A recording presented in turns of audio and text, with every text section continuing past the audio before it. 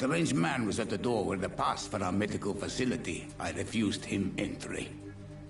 Darius, how could you know he didn't need our help? His clothes were too finely tailored to be for Whitechapel.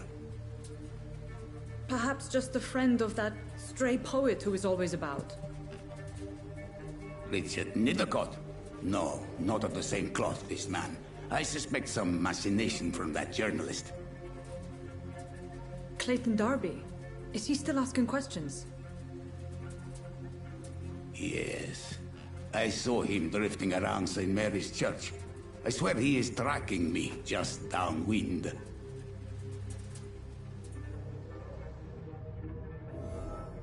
I cannot enter. I must talk to that journalist or the poet. They must know about Darius. Nearby the church they just mentioned.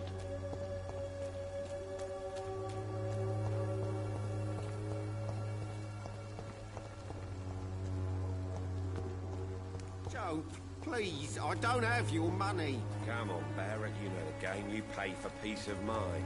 Well, can't you just look the other way this... You again?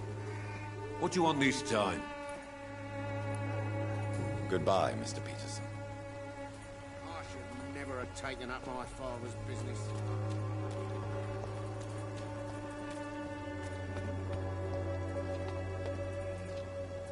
Forgive my interruption. Do not apologize, my son. Father Tobias Whitaker is always happy to teach mortals about the incoming Armageddon. I am Dr. Jonathan Reed, and I just have a few questions. A scientist? You are much more lost than I thought, my son. What do you mean when you say that I am more lost than you thought? All scientists are entangled in a world of causes and consequences, and most of them can't see the plain truth. Quite a judgmental opinion, if you ask me. But what do I know? Blinded by science as I am. But you are seeking answers, aren't you? Answers about the Armageddon about to strike the city. Answers about the hidden truth. Don't you fear getting sick yourself? I've been touched by God's grace. I am perfectly healthy.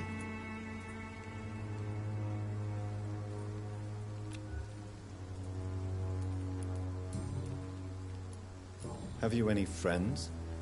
Any family left in these terrible times? No.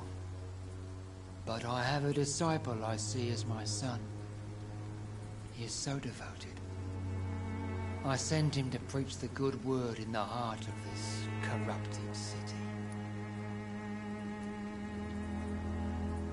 You sent him on some preaching crusade during the epidemic. As a true believer, Samuel will fear no evil while he walks through the valley of the shadow of death. Where did you send him? I sent Samuel to the Stonebridge Cemetery, where the pestilence and evil grows night after night.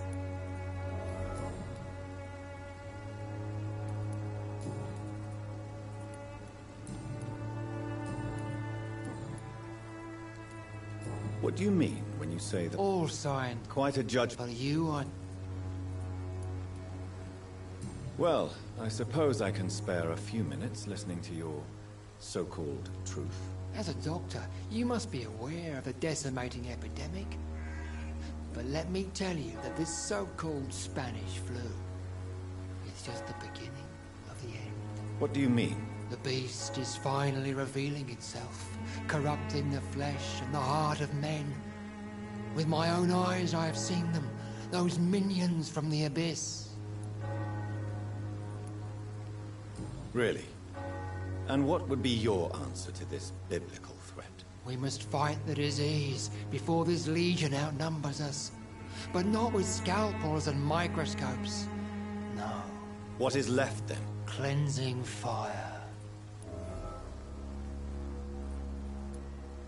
Tell me, Tobias, what exactly is your plan concerning the cleansing of this city? God will recognize his own. More than once this city has risen from the ashes, hardened and purified by the flames. Purification by fire has proved useful, But where do you stop? Burn the clothes? The buildings? The corpses? Worse? Your lack of faith is predictable.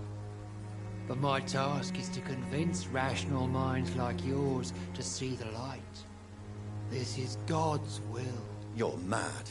And dangerous. You're nothing but a soulless butcher. A small-time Torquemada. The Savonarola of Whitechapel. My son, if you think salvation is a free gift, go listen to the lies of that pompous fool, Joseph. Joseph, a fool? Vicar Larrabee of St. Mary's Church. While he continues preaching his fraudulent redemption, more and more people die in the streets. Do you know Nurse Dorothy Crane from the Pembroke Hospital? I'd like to know more about her. I don't like the liberal ideas of nurses, but I especially abhor that Nurse Crane you mentioned. Why do you hate Nurse Crane more than other nurses? Before coming to London, she was a member of the communist resistance in her country. That's what happens when you let a woman get involved in politics. So you're not exactly a fan of Florence Nightingale's work. But nurses are essential for modern healthcare. Nuns should be the only women allowed to take care of male patients. It's obvious only they have the necessary moral fiber.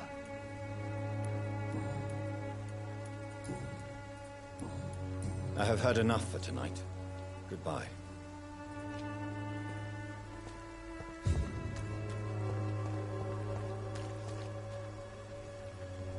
Excuse me, sir. Are you familiar with this part of town?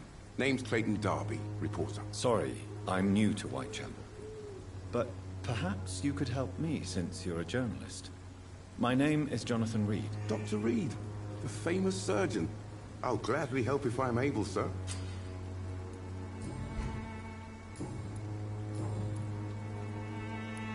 Have you any idea of the danger you face in these streets at night? I've had to run and hide more than once from frenzied mobs incensed by the fever.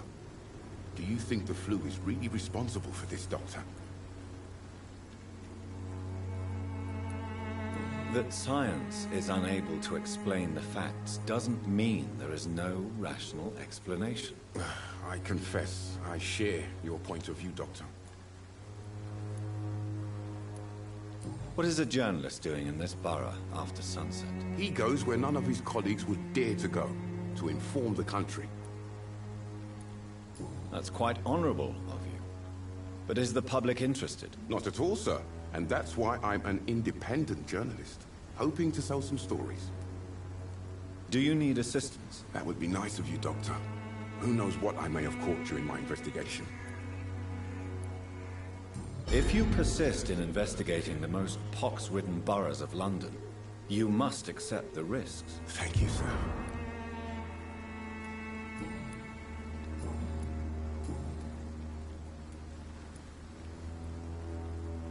Why are the newspapers keeping silent about the Spanish influenza?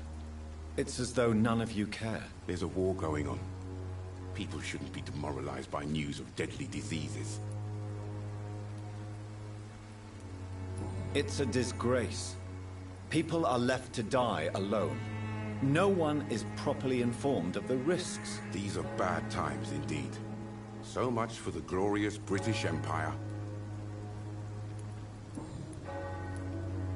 I heard you're investigating an underground medical dispensary in Whitechapel. What do you know about it? Not much, I'm afraid. They are wary of strangers, and I'm not really an acquaintance of theirs. Why do you care? I'm a doctor, Mr. Darby. I care about everything involving public health and this epidemic. Are you sure you're not just concerned about the repercussions that a scandal involving a certain Nurse Crane from the Pembroke Hospital would bring? Without a doubt, you are a damn fine journalist, Mr. Darby. What do you know of her accomplice, a man named Darius? I don't know much about the man. He's very cautious. Never goes out. Doesn't seem to have any friends or family.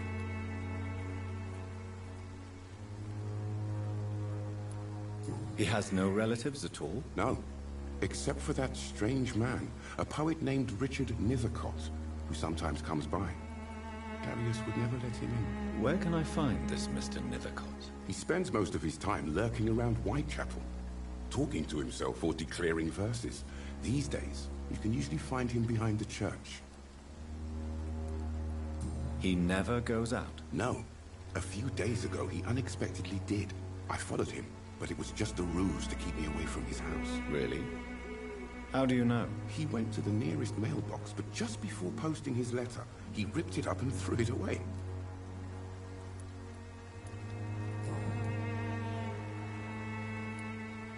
Goodbye, Mr. Darby. Farewell.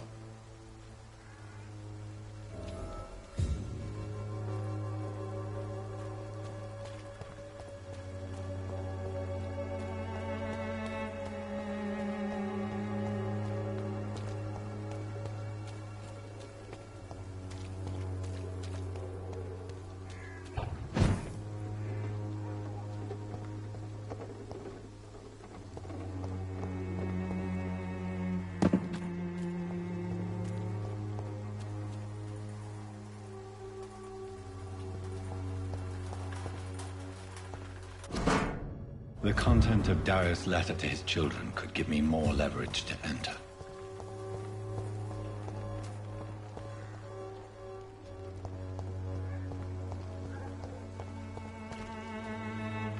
It's locked, all right.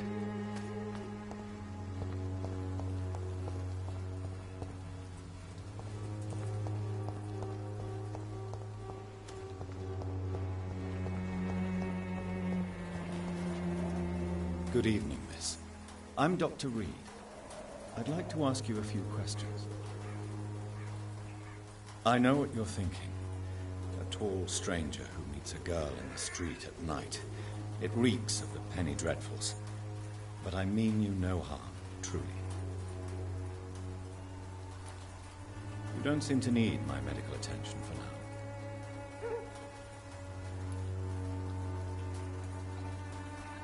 I know you understand what I'm saying. Your silence has nothing to do with you being mute, does it?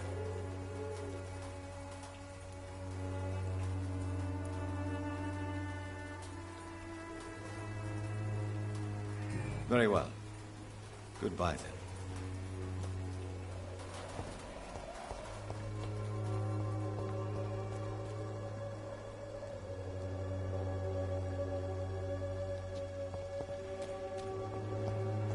I cannot enter.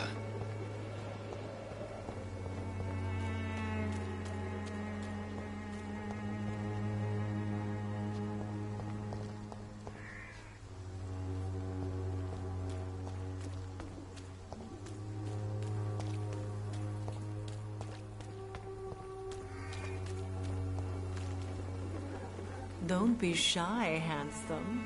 What can Christina do for you? I'm not looking for what you're selling. But I'd like to ask you a few questions, if I may. I'm a doctor. Dr. Reed. All right then, but be quick. Though I usually get paid when I open my mouth. Do you need any assistance, Miss Popper? It depends on the price of your medicine. I am shocked that you would think I am that sort of man. Forgive my suspicion. I'm so used to liars with good manners. Thank you, sir. Tell me about yourself. Are you joking with me? People don't usually come to see me for conversation. I have no interest in your work. I am, however, curious as to what led you into this career. Short story. The war, exile, and England. This country is not especially welcoming. I've been refused many jobs because of where I am from. I had few options left. Many people must deal with poverty, but not all choose to sell their bodies. That was your decision. And when exactly was the last time you looked for a job? Or worried about the rent, or what, or when you were going to eat?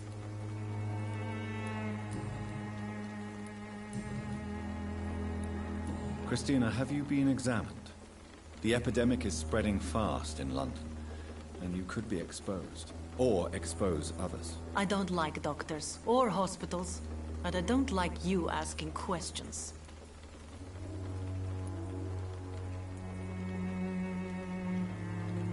Considering your line of work, I assure you it is only a matter of time before you have health issues. If it is going to happen, it will happen. Right now, I need money. That's what's important. You can put your own life in danger, that's your decision. But what about your clients? If you're contaminated, you will put them in danger too. And you think that would worry me? If you knew the men I deal with, their health would not be what you'd worry about.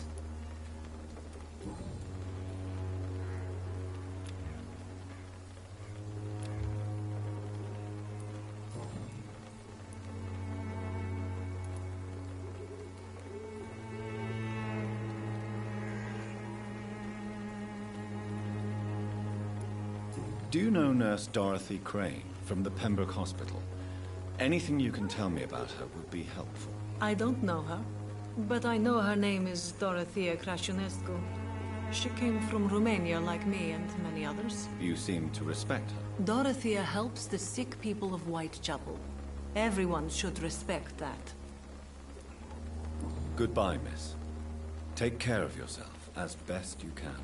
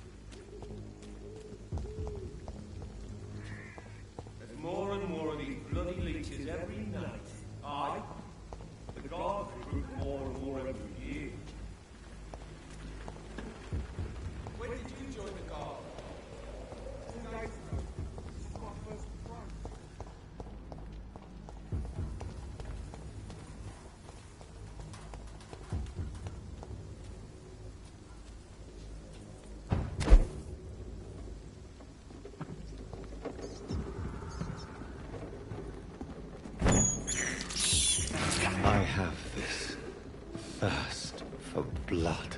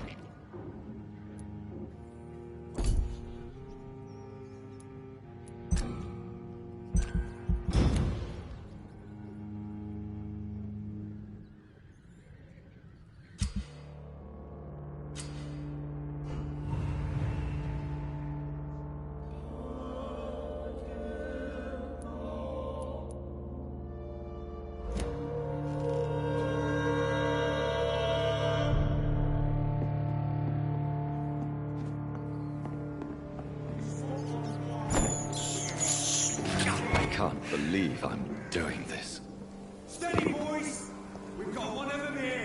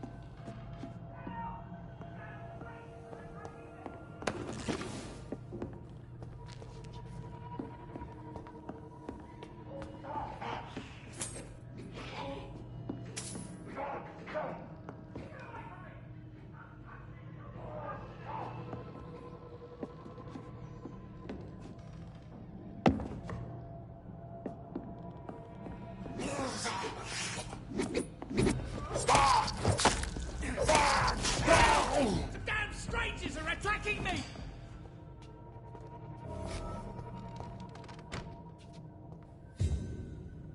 What? What happened? Who are you? It's all right, sir. You're safe now. Oh, a fellow Englishman. Thank you, sir. For a moment, I thought those bloody heathens had killed me. What are you doing here? This place is not safe. Yeah, it's a cesspool, but it's mine. I came to collect some overdue rent, but those who still live here have gone completely bonkers. You're very lucky to be alive. Yeah, filthy immigrants. Fucking savages, every one of them. And now with this bloody fever, they're just animals. You can find safety of sorts in Whitechapel. If you're quick and cautious, you'll be able to avoid the savages.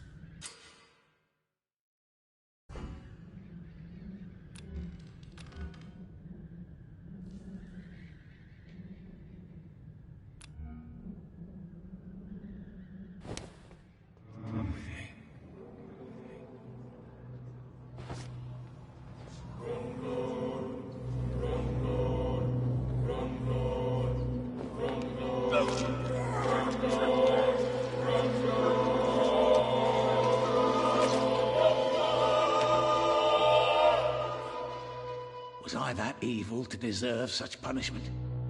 My only regret is that no one will mourn me, for I have never been loved.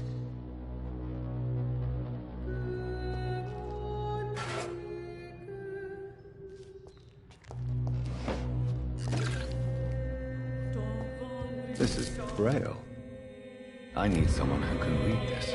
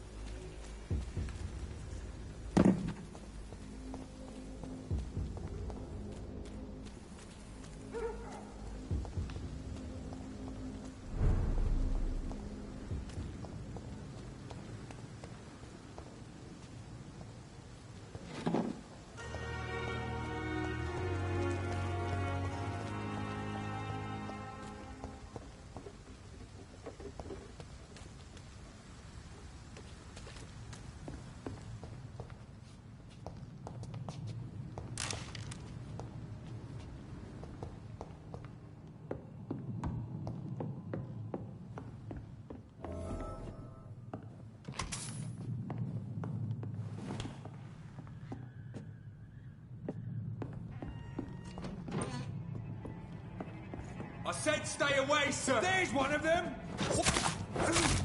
Die, Vermin!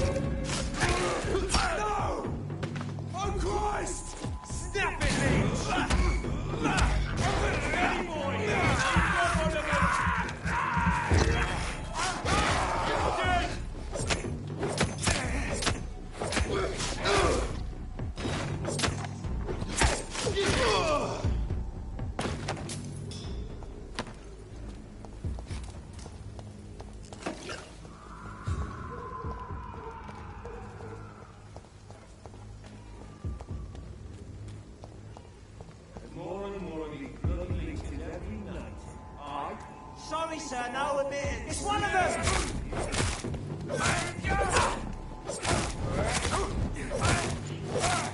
Shit, that leech is fast!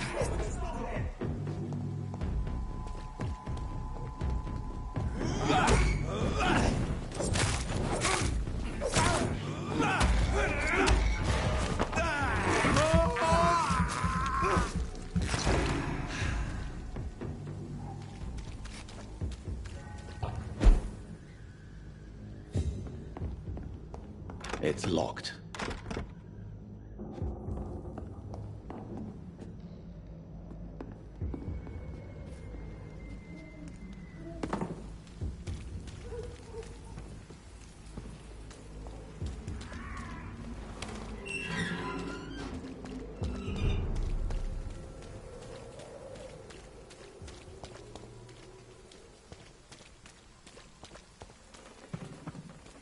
Pay me a glass and I'll be gentle.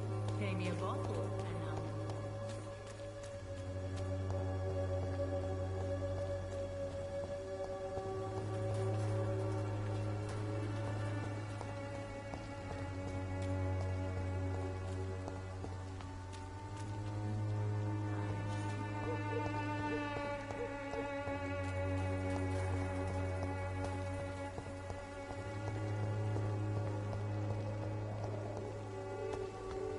It's locked, all right.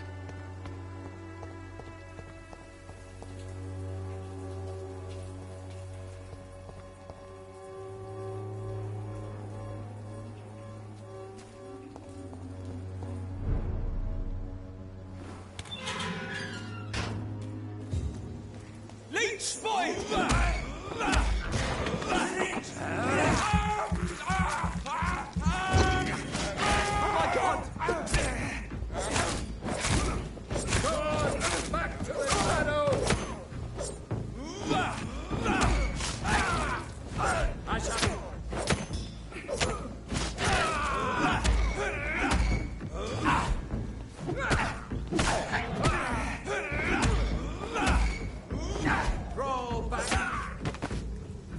This man stunned me with his faith. his crucifix. This is not good news.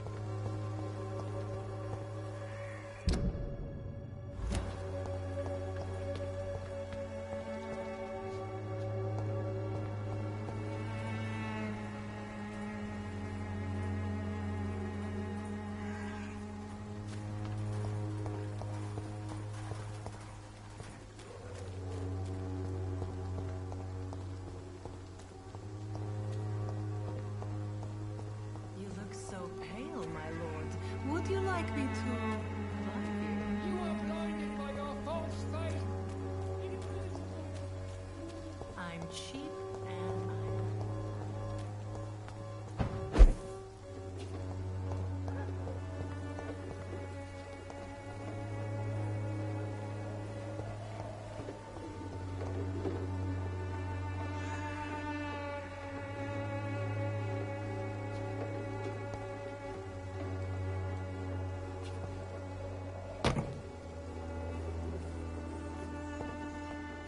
I cannot enter.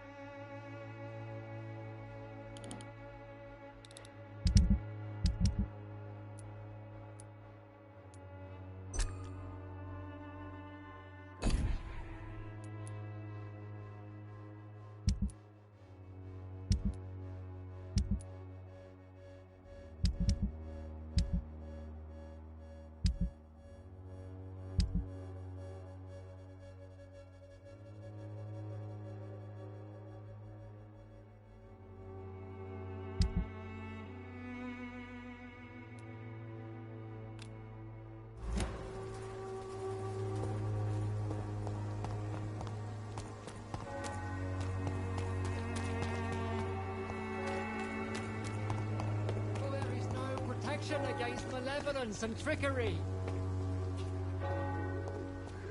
You are blinded by your false faith, imprisoned by your daily routine.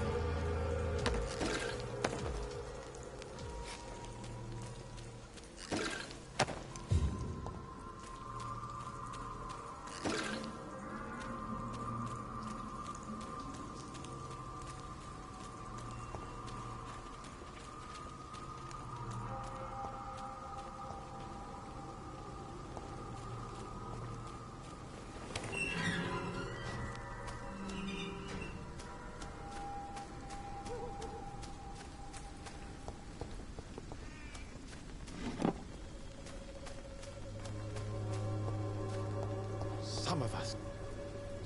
Good evening, sir. I'm Dr. Reed. I would like to ask you a few questions. Please be my guest. Although I may not be the best informant regarding this part of town, my words speak about that which the eyes cannot see. Really? Are you an artist of some kind? I'm a poet, sir. Richard Nethercott, at your service. Tell me, Mr. Nethercott, why seek inspiration in Whitechapel? The place is not beautiful per se, but how to explain it? Stirring and challenging. Do you not think it a little morbid? On the contrary, sir. Whitechapel is full of life, full of beauty. Just like my dear muse, the wonderful Camellia. What can you tell me about Camellia? Not much, and that's the beauty of it. She can't speak, you know. She's a locked mystery who exhales kindness and sweetness.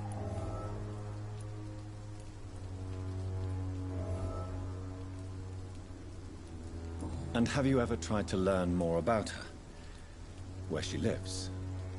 How she survives? Whom she may know? Maybe I prefer she remains an enigma. Reality can be so dull, don't you think? Perhaps you're just afraid to find out the truth about your muse. One day, perhaps, I'll ask her to come with me.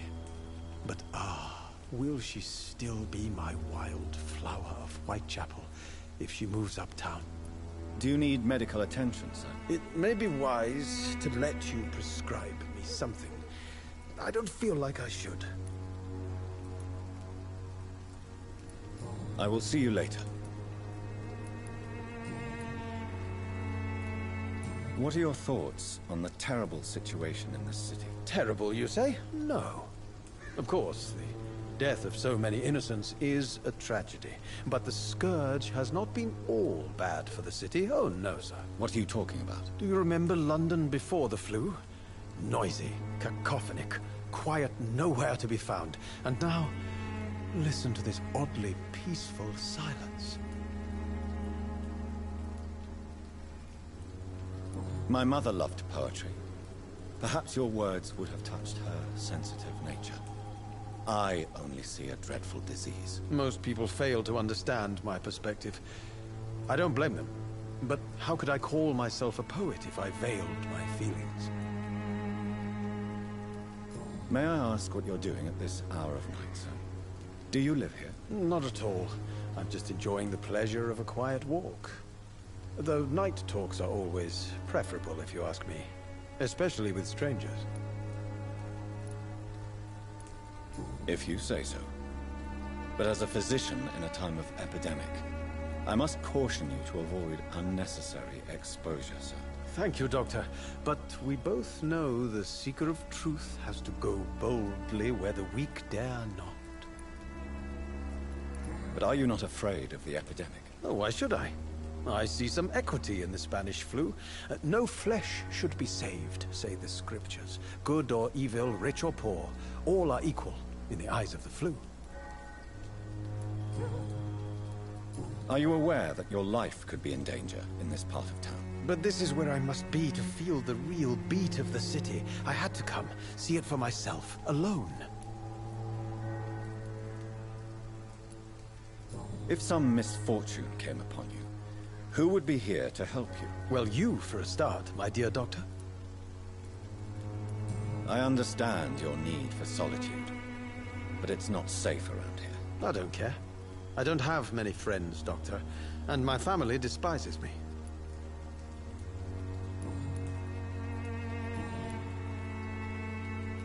May I ask you a few questions about the district? Extraordinary part of town, is it not? I'll be glad to help you, if I can.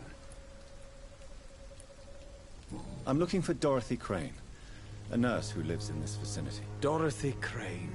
Oh, I love the name. The Crane of Whitechapel. Sounds very mysterious. But, sorry, no, never heard of her.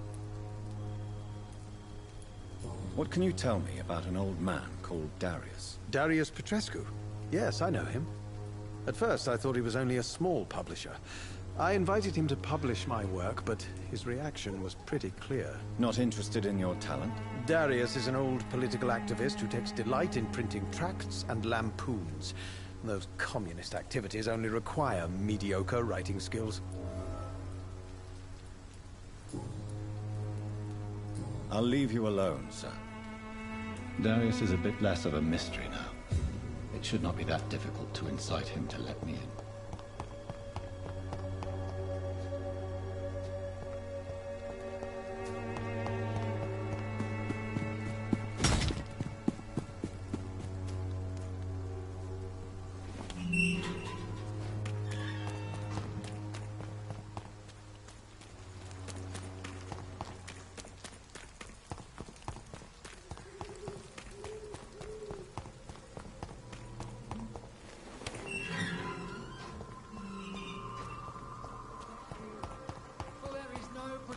Against malevolence and trickery. Cheap price, good quality. Come on, take a look. Don't be afraid.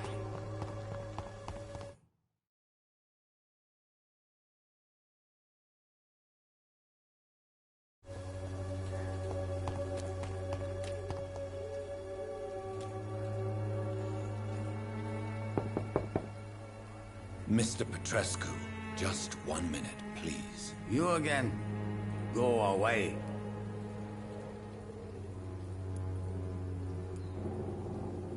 Sir, wait. Stop this nonsense. I know Nurse Crane is here. Shall we speak man to man, you and I? All right. Speak up. Don't you see we're on the same side? We fight to help the poor, sick, and abandoned. I'm nothing like you, Mr. Doctor. Yes, you are. You too believe in providing medical care without charge. You know what we have to sacrifice to make the world a better place. I have to admit your words have conviction. All right, I'll let you see Dorothea. Don't make me regret this, though.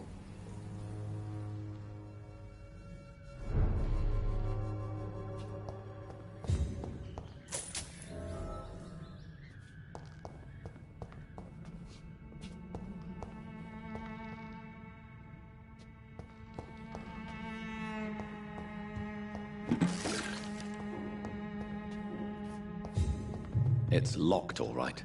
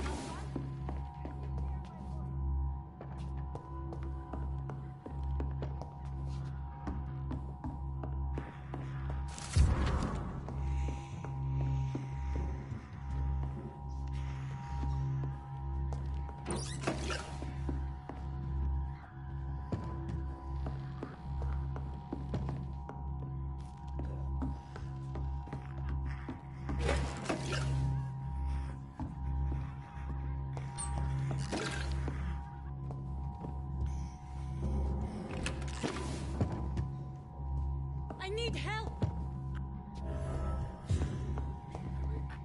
What do we have here, nurse? Patient Razvan Vasily. High fever running on 3 days. Complaints of dizziness, muscle aches, and head pain. Diagnosed with influenza. Treatment? Aspirin and salicin for the fever and discomfort.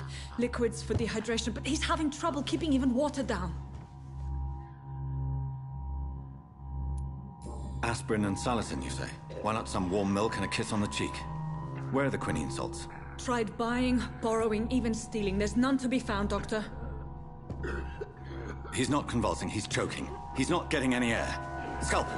Hand me that scalpel! What can I do, Doctor?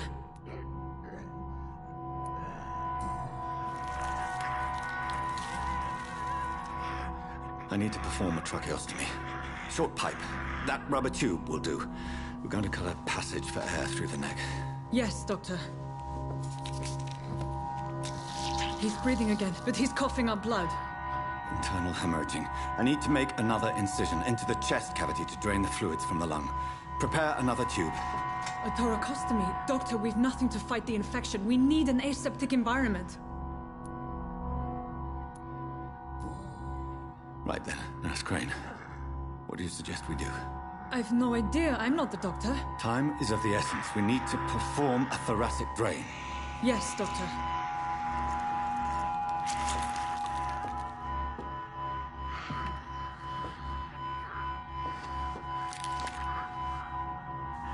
He's still bleeding, Doctor. I'm losing his pulse. The drain must have punctured the intercostal artery. There's too much blood. Are you all right, Doctor? I can't see.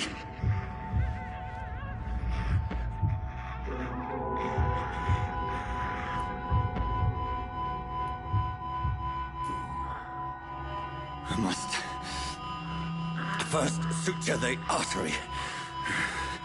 Find the wound. The source of the blood. Needle and thread, Doctor. Good. The stitches are holding. How's he doing? We're losing him. We've lost his pulse. He's dying, Doctor.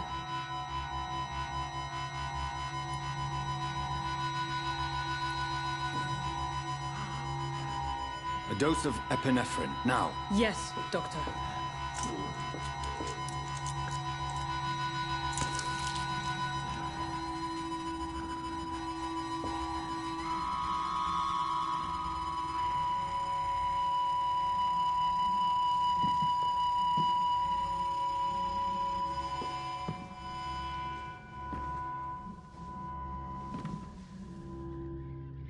We've lost the pulse. He's gone, Doctor. Yes. We did everything we could. Truly? Everything you could? Is that how you'll report this in your log? Is this how the war went? Piling up one poor corpse beside the next? This was not an influenza-induced seizure. I've never seen symptoms like these on the continent. Neither have I. But the previous symptoms leading up to this attack were the same, indistinguishable from the epidemic. No. There was something more vile in these reactions. Something primitive. There have been numerous reports of mental breakdowns caused by the fever that accompanies the flu itself, Doctor. Yes, but... I'd best take some samples of the blood for analysis.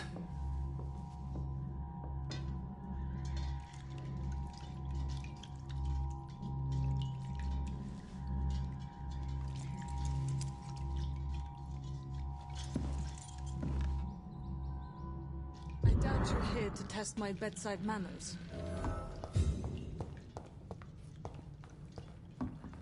I suspect it was more than intuition alone that led you to us.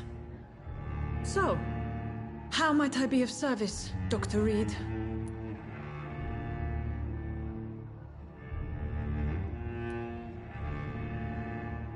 I've come to put an end to this insufferable blackmailing, Dorothy. Doctor, you think your warnings scare me? I've stolen and plied, blackmailed and lied, but what else am I to do? I'm all these people have. You've convinced me of the sincerity of your actions and their noble justifications. But all the same, blackmail is a crime, and it will stop, Nurse Crane. So, are you going to turn me over to the authorities?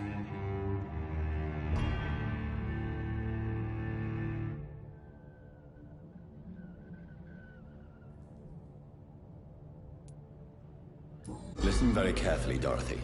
You will erase from your memory everything you pretend to know about Lady Ashbury and Pembroke Hospital. Let that rich bitch off the hook over my dead Nurse body. Crane, enough. Listen as if your life depended on every word. I know you've a generous heart who gives freely to those in need, but you shall walk away from the shadier streets of your business. I will never abandon... Dorothy, the discussion has come to a close. Your clandestine activities in the Resistance are over. Let it go. I'll let it go. Yes. All gone.